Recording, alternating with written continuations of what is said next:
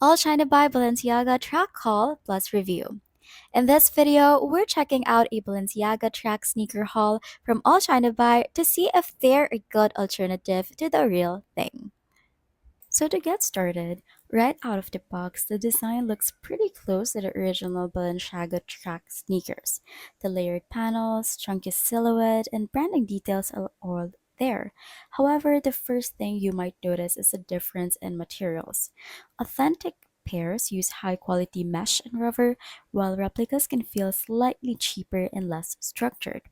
The weight is another giveaway. Real Balenciaga tracks have a solid, heavy feel, whereas fakes tend to be lighter due to different sole construction. Comfort wise, it's a hit or miss. Some replicas get the cushioning right, but the others feel stiff or lack proper arch support.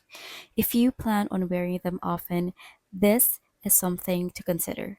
Durability is also questionable, as cheaper glue and stitching might cause them to wear out faster compared to an authentic pair. However, for the price, these can still be a decent option if you just want the look without spending designer money.